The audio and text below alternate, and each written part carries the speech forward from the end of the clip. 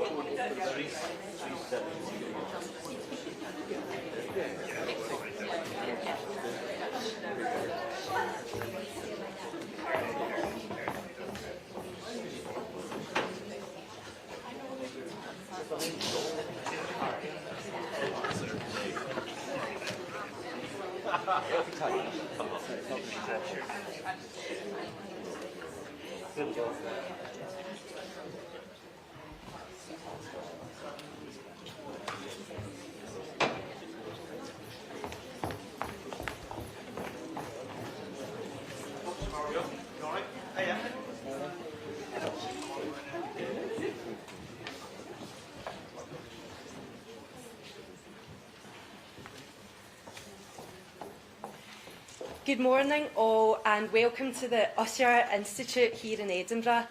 I'm Francesca Brennan and I'm Scottish Labour's candidate for Inverclyde in the Scottish Parliament elections that are now only 100 days away. These elections mean we have 100 days to save our NHS. Labour invented our NHS and in 100 days Labour will begin the process of saving our NHS after nearly 2 decades of SNP distraction and division. Because our health service cannot afford a third decade of John Swinney and the SNP. I'm the trustee of a mental health charity in Inverclyde. I see the impact of the SNP's failures on the NHS that we've had in our communities, particularly in mental health. That charity offers a service every week with no referral or appointment. We encourage people to just walk in. Demand is increasing. After almost 2 decades of SNP government, Scotland's mental health services are in crisis. They promised parity between physical and mental health, but instead we've seen soaring waiting lists, slashed budgets and thousands left without the treatment they need. Last year, more than 10,000 children in Scotland had a referral rejected by their health board. 10,000 young people essentially rejected for support. 10,000 cries for help, which are met with fingers and ears. But it doesn't have to be this way. We can choose to save our NHS, fix the mess and build a better service. Under a Labour government, Scotland will have a dedicated mental health emergency response service staffed by specially trained paramedics, nurses and mental health professionals responding directly to 999 calls. These teams will deliver immediate support, specialist triage and safe transfer to the right place for ongoing care. That's the change you get with Labour, saving our NHS, renewing it for modern times and giving it back to patients and staff. Because it's patients and staff that our NHS belongs to. But too many patients and families have been let down by an overstretched health service. No one knows that better than our next speaker, my fellow Scottish Labour candidate, Jordan Stocco.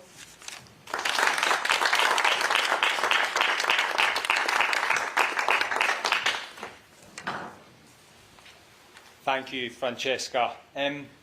So Francesca spoke about her experience of systems failing. I'm going to come at you from 2 perspectives.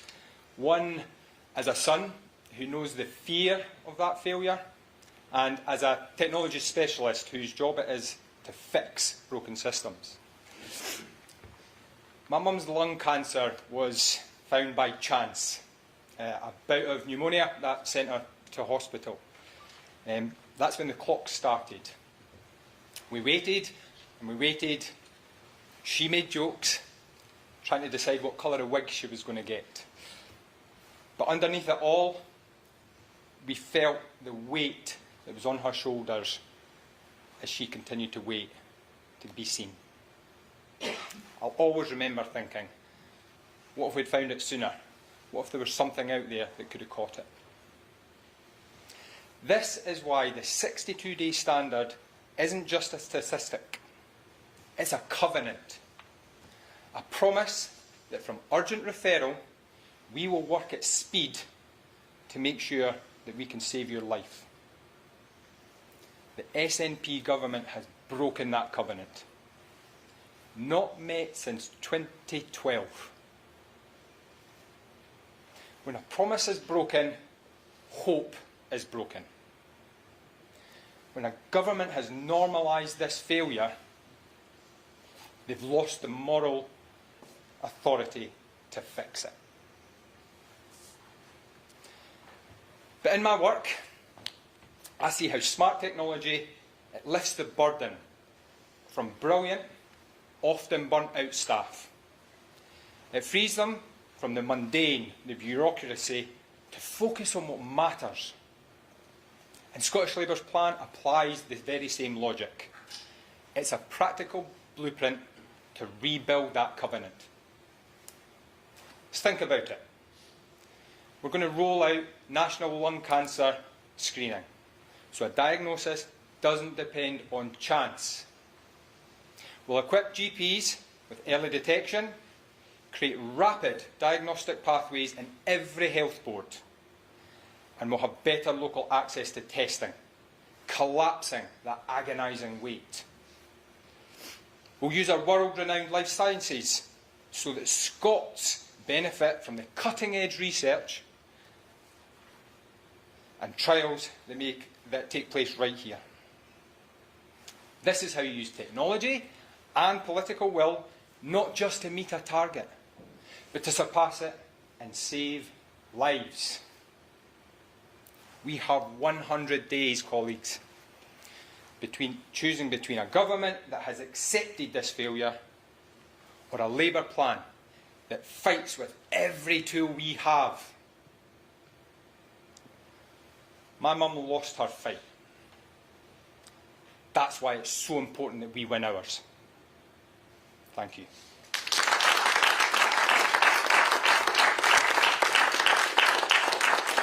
Now, I am privileged to introduce our immense fighting force that is Jackie Baillie.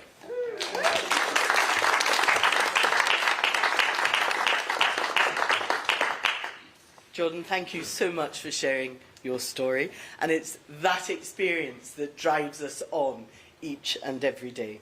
So good morning everybody, welcome to the Usher Institute on one of the key dates in this election campaign. For me this is important for two reasons. Firstly, I'm the co-chair of our election campaign, and in case you didn't know, there are now 100 days until polling day. We are counting down. But second, I'm Scottish Labour's health and social care spokesperson, and I know exactly how much danger our NHS is in right now. There are not only just 100 days until polling day, there are 100 days in which to save our NHS. Because make no mistake, our health service cannot survive a third decade of John Swinney and the SNP. And Scotland deserves an NHS that is free at the point of need, an NHS that works quickly so people can get back to their lives, an NHS where our hard-working staff are valued and supported. But you know, after nearly 20 years of SNP-managed decline, our NHS is in crisis. There are 830,000 now on waiting lists for tests and treatment.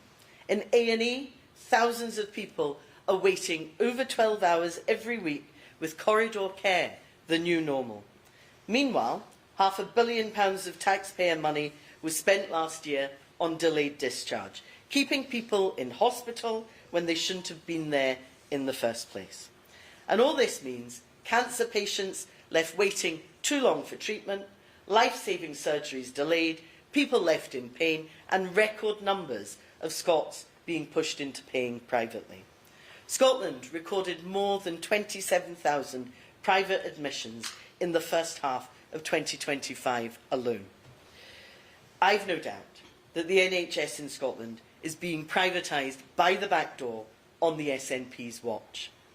Families are left worrying, not because they want something special, but because they want the basics: an appointment, a diagnosis, a plan, and care delivered on time. They can't get through to their GP, stuck in the 8 AM phone queue for an appointment, only to be told, try again tomorrow. In just 100 days, Scots go to the polls in an election that can change Scotland's course. In just 100 days, Scots can choose to turn their backs on SNP failure and vote for a government committed to fixing our NHS. Because we can fix it. Every day I hear from staff who are burnt out, but bursting with ideas for how the NHS could be run more efficiently. And I hear from patients who are deeply frustrated, but praise the kindness and hard work of NHS staff. It's the SNP's mismanagement that is letting all of them down. What our NHS needs is new energy and leadership. The NHS isn't owned by managers or ministers, it's owned by staff, patients and their families. And nobody knows this better than our next speaker, a respected surgeon, former president of the Royal College of Physicians and Surgeons of Glasgow, and I'm pleased to tell you, the Scottish Labour candidate for Renfrewshire North and Cardonald. Welcome, Mike McCurdy.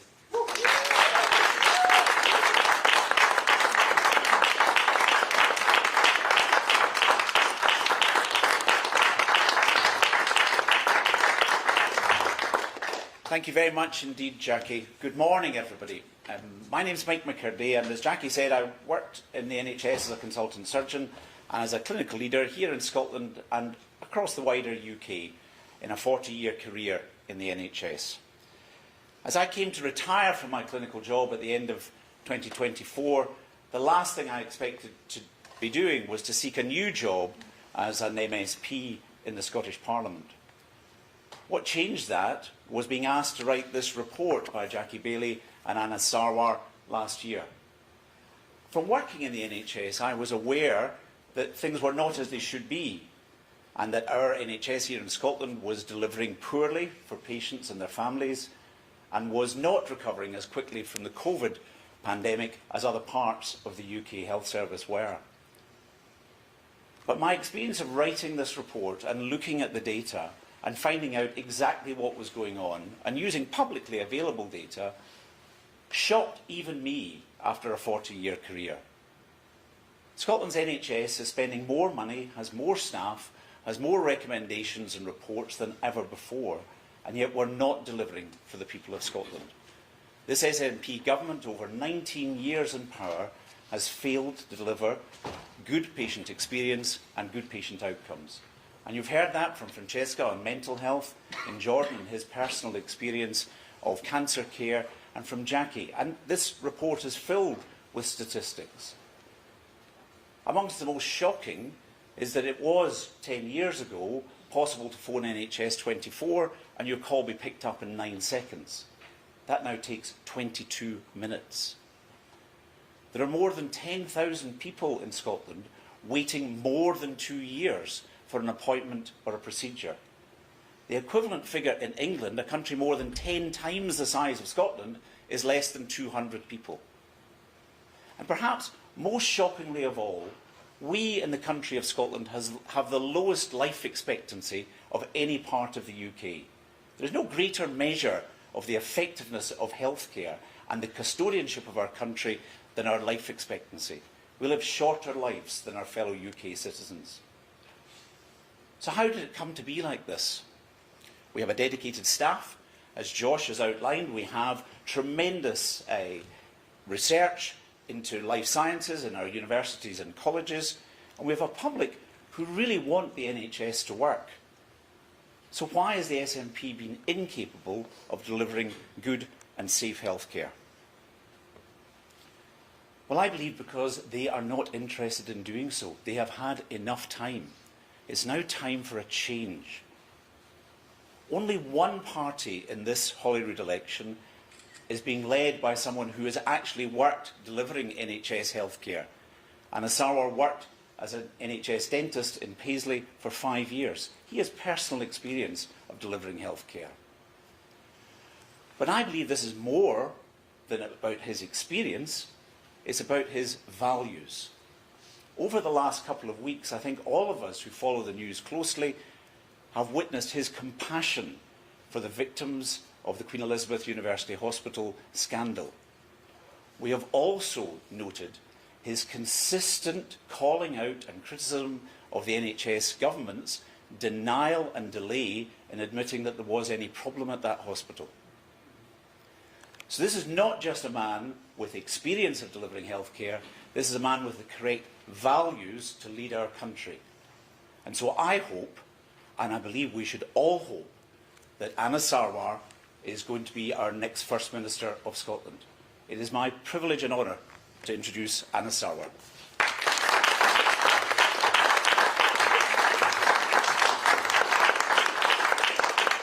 Friends, in 100 days' time, Scotland faces a choice.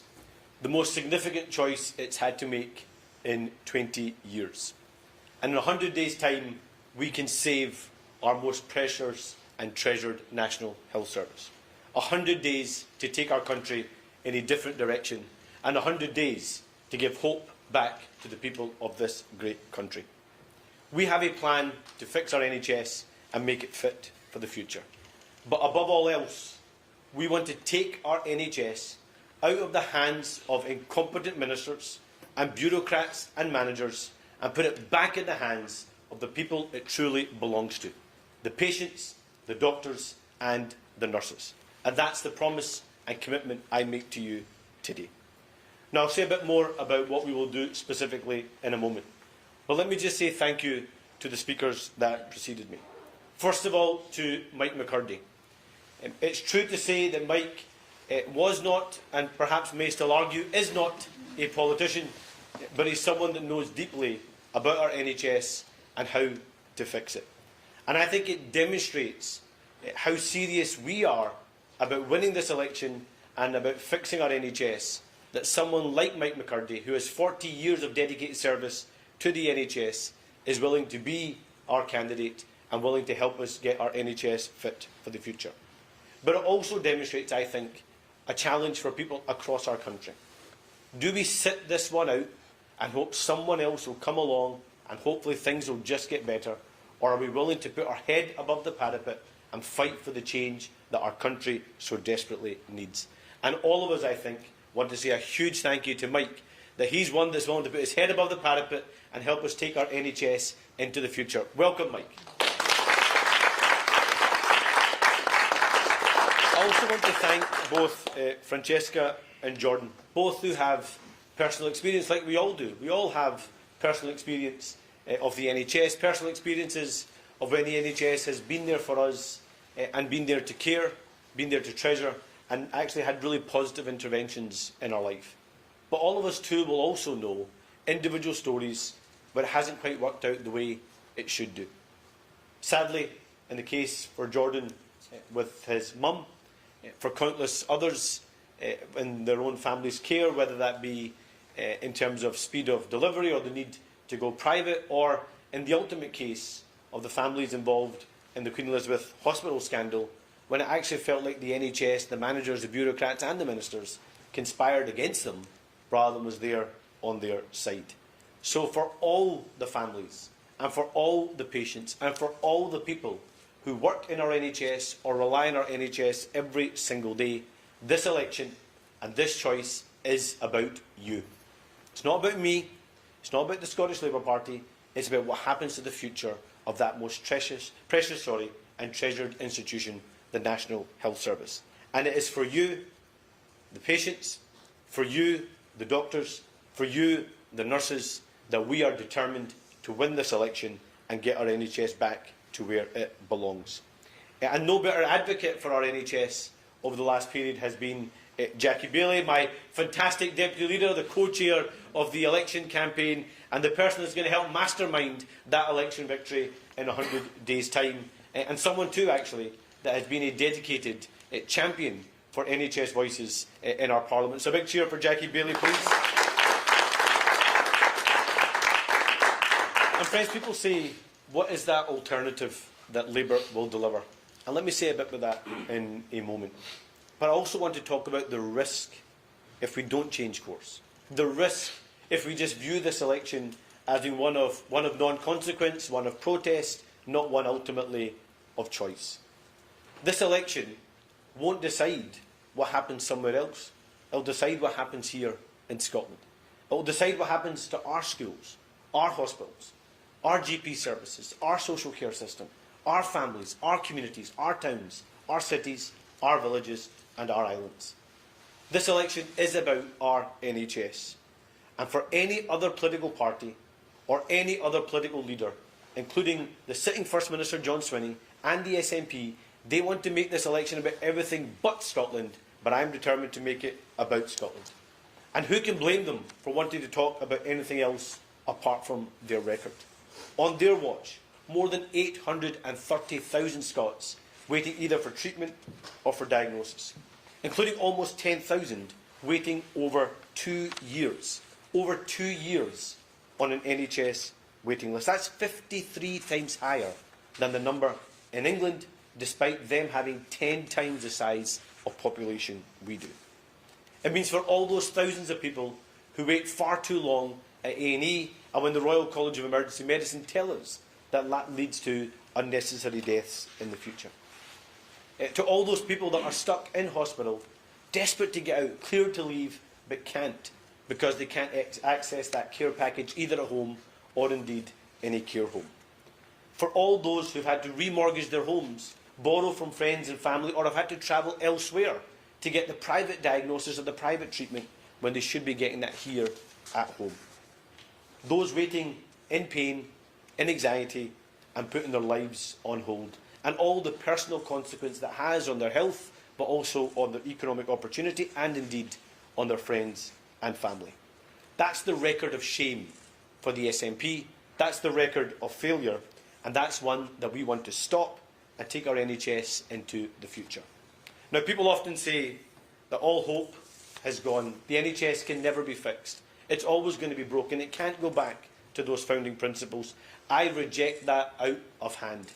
Our NHS can work.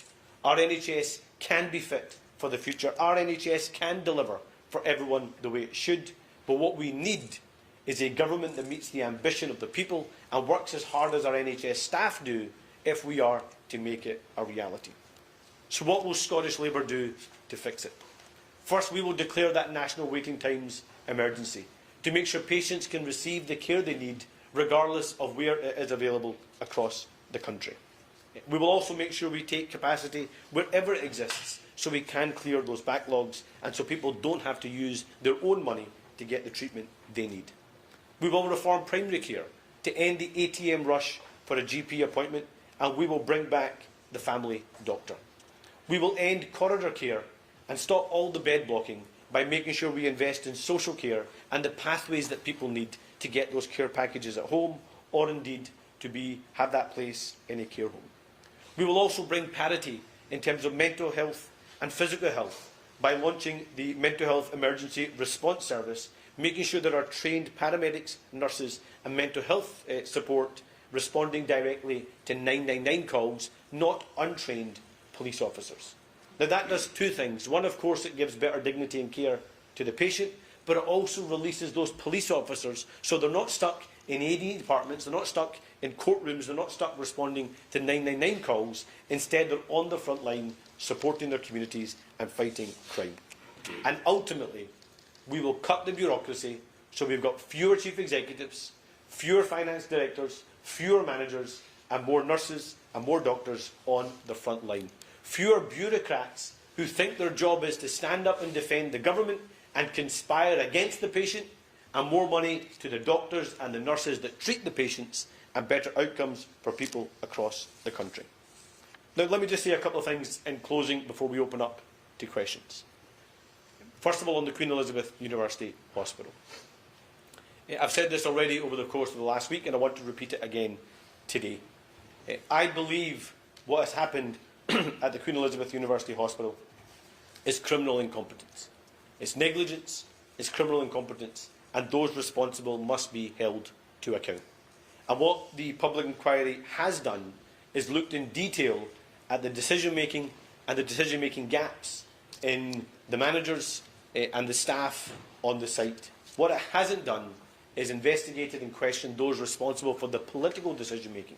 So I believe that Lord Brodie should reopen the inquiry, that he should hear directly from the First Minister at the time, Nicola Sturgeon, from the Deputy First Minister and Finance Secretary at the time, John Swinney, and from the Health Secretary at the time, Shona Robeson, so we can have full transparency about who knew what and when, and why that hospital was allowed to open too early, and the negative consequences, devastating consequences, that followed, with patients getting infections they shouldn't have and lives being lost when they shouldn't have too. So I want all that to come in and see the light of day. And let me also make this commitment.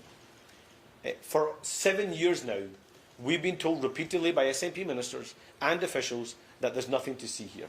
And they've always presumed that somehow we'll just go away, or the patients will go away, or the families will go away, or somehow I will go away. Let me make this abundantly clear to every single minister in government, every single official: we are not going away.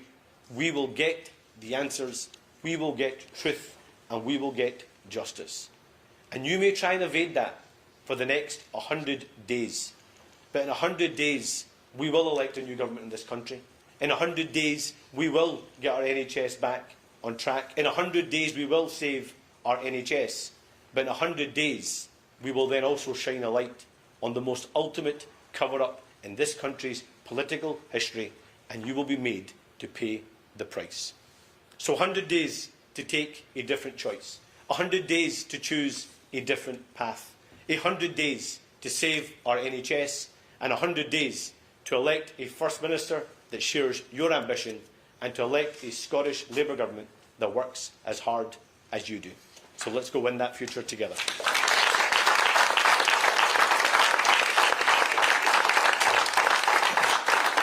Thank you very much, folks. We're going to now take some questions from the press. I'll start with Kieran Andrews. Thanks very much. As you mentioned there about there being fewer bureaucrats that see it as a job to stand up for the Scottish Government, you also want to cut the number of territorial health boards down to 3. Can we assume that the logic from that then is you want to follow Wes Streeting, what he's done in England, and get rid of NHS Scotland to make health board bosses directly accountable ministers? So the structure is already slightly different to that of NHS England. So NHS England wasn't set up the same way as NHS Scotland was. But to the principle of the point, Kieran, yes, I think it's about time we had ministers that took responsibility and ministers that were held to account. If something happens when I'm the First Minister and under my government, I will hold my ministers and my officials to account and not always look for someone else to blame. And that's sadly what happens too often in our National Health Service. And we will reduce the bureaucracy because layer after layer of management, layer after layer of bureaucracy fails the staff, fails the patients, and just gives cover and excuses to a government that wants to just always blame somebody else, never take responsibility. And let me just say one thing else about the culture. Let's not think that this only happens in Greater Glasgow and Clyde. I was in Dundee yesterday speaking to the victims of Elgin, the neurosurgeon, and all the devastating consequences for many families in the North East and in NHS Tayside in particular. They too feel frustrated. The patients and the staff that raise concerns. Where logbooks have been destroyed, vital logbooks that are required for the public inquiry that's happening in NHS Tayside. There is a rotten culture at the heart of government, and there's a rotten culture at the heart of the bureaucracy that exists in this country, where the culture is one of secrecy, of cover-up, defend yourself, defend your own reputation, defend the institution, and don't defend the victim or the patient. That's going to end with a Scottish Labour government. That will end if I become First Minister. We will have institutions that are there to protect the victim and the patient, not themselves, institutions or individual reputations. Paul? And it's clear from what you say that if you're First Minister, then the NHS is going to be your top priority in terms of focus and also resources. But I know there'll be some councillors who will wonder, well, what does that mean for local government? Because one of the stories of the last 17 years is that the NHS has been prioritised in terms of cash, not councils. So just two questions. How will you reform council tax if you're First Minister? And can you rule out a council tax freeze going into this election? So, two things. First of all, if we don't do what's right by councils, we can't fix the NHS. Because so much of the problem that exists in our National Health Service is the entrance door and a lack of capacity in primary care, and the exit door because of a lack of capacity in social care. And obviously our councils are the ones that are responsible for delivering social care across the country. So fair funding for local government is part of the plan to fix the NHS, to make sure it is a wraparound service where people do get the care they need, so they don't have to go into hospital, and they do get the care they need so they can get out of hospital when they're cleared to do so. So we will deliver fair funding for local government. We will have a funding model that exists that recognises that parity between social care and the National Health Service, and we will also recognise parity that when the Scottish Government budget goes up, then local government budgets should go up too, and we will write that into law through a Local Democracy Act. On the point you make about council tax, look, the council tax system is fundamentally broken. We have got to deliver that fair funding. The challenge we have right now is you had an SNP government that imposed a freeze on council tax whilst also cutting council budgets. And that is why councils felt even more pressure and now feel pressure in terms of council tax rises. So I want to keep council tax down. I want to keep council tax low, but I will not impose council tax freezes that then also result in a cut in those local government budgets. We have to redraw the system completely so it has that fair funding whilst also keeping people's bills down, because that's fundamentally important. Alistair Grant. Hi there. You say that if Labour wins 100 days, you'll shine a light on what happened at the Queen Elizabeth University Hospital and those pay the price. Can you just outline exactly what you mean by that? I know you've already talked about reopening the inquiries, but how will you ensure that they're made to pay the price? Just on a separate issue, do you think it was right to block Andy Burnham from standing? You were seen today the letter signed by 50 Labour MPs raising concerns about that. Well, let me first take the first point, what I mean by pay the price. They're not going to get to hide anymore. They will be made to answer for their mistakes, I would say crimes, in the cold light of day. They'll be made to answer in the Parliament, they'll be made to answer in any relevant investigations, and in my view, there should be criminal investigations into the actions and the decisions of those involved. Because what's either happened here is the almighty negligence where the right questions weren't asked, people weren't doing their job, and therefore that hospital opened, or they knew what was happening and they chose to ignore it anyway because they thought the politics and the presentation was more important than patient safety. So they are going to be made to answer for those crimes. And I mean that for whichever chief executive, whichever chair, whichever manager, whichever minister, because families deserve justice and the truth. And let me also just emphasise this point, Alistair, is the government is now asking us to believe the same people that told the same story for the last 10 years and to ignore the same 3 doctors that raised the same warnings for the last 10 years too. Those 3 doctors have proven to be right in every single thing they said, and those managers and ministers have been proven to be wrong in everything they said. So I know whose side I'm on. Those 3 doctors are whose side I'm on. If they're not satisfied, I'm not satisfied, and no one in the public should be satisfied.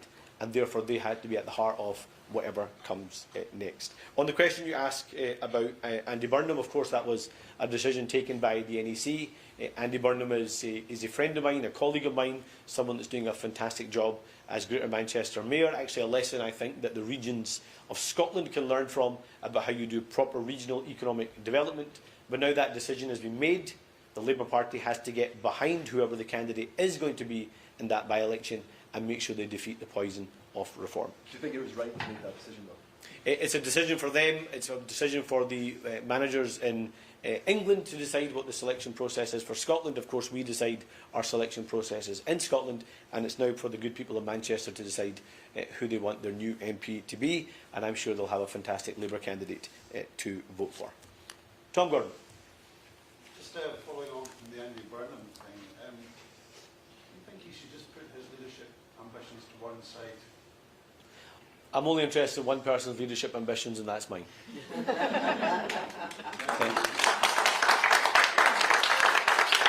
And my focus, my ambition is to make sure I'm First Minister in 100 days' time so we save our NHS and do what's right by my country, Scotland.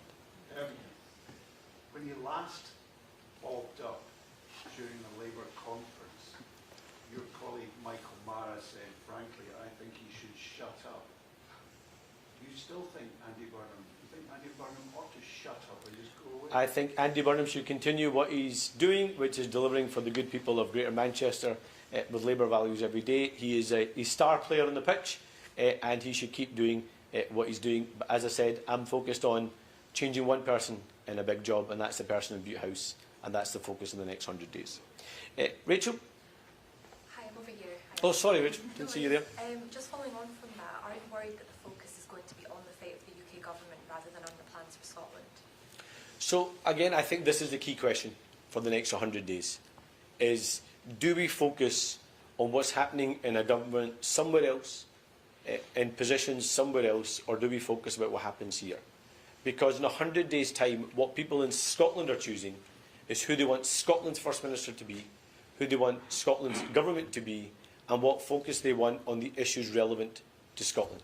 And what I don't understand from a government that claims it's on the side of Scotland, why don't they want to make this election about Scotland's NHS? Why don't they want to make this election about Scotland's schools? Why don't they want to make this election about Scotland's towns, cities, villages and islands? Why don't they want to make this about Scotland's transport system? Why don't they want to make this about Scotland's families and the support they get either through childcare or access to education or the skills system?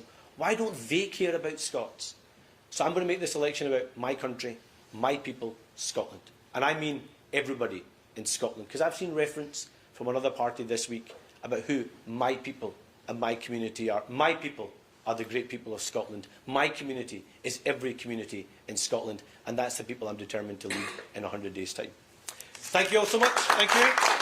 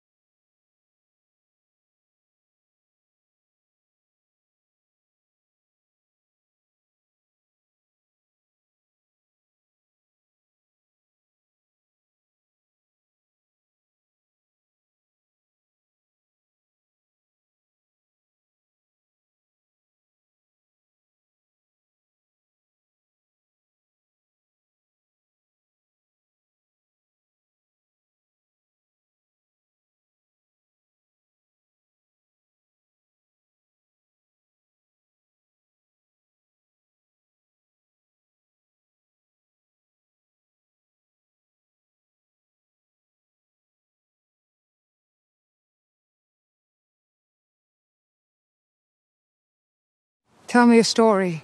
Something that moves you.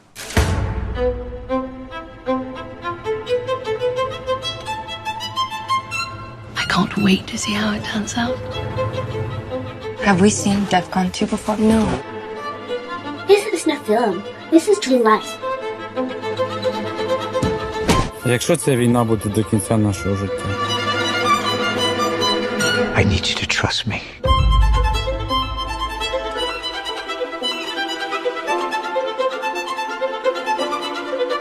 We need to build our car for combat.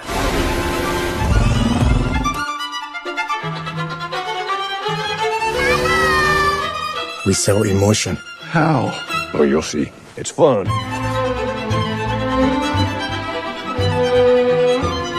Things are getting a little out of hand.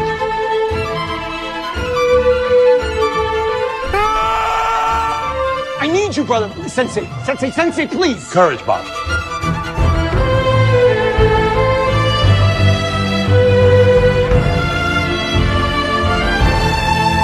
Everything is under control. This can't be America.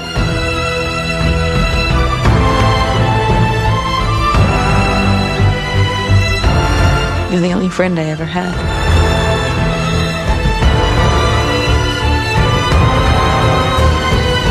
I make you with Mom, too.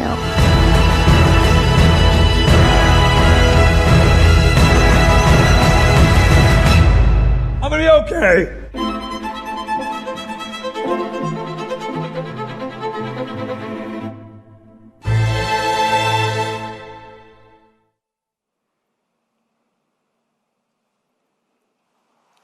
Hello, and a very warm welcome from BAFTA's home in London. I'm Amy Lou Wood. And I'm David Johnson, and we are both thrilled to be here today to announce the nominations for the EE BAFTA Film Awards 2026. As the British Academy for Film, Games and Television, BAFTA recognises and celebrates the skill and creativity that goes into telling stories that connect with people all around the world. The Film Award nominees and winners are decided by BAFTA film voting members, a group of more than 8,000 professionals working in the UK and international film industry. This year, 221 films were submitted for consideration, and 82 films made the BAFTA longlist. Today, we have the privilege of announcing which films and performers will progress to the final round of voting. These are the very best films of 2025. BAFTA is also an arts charity with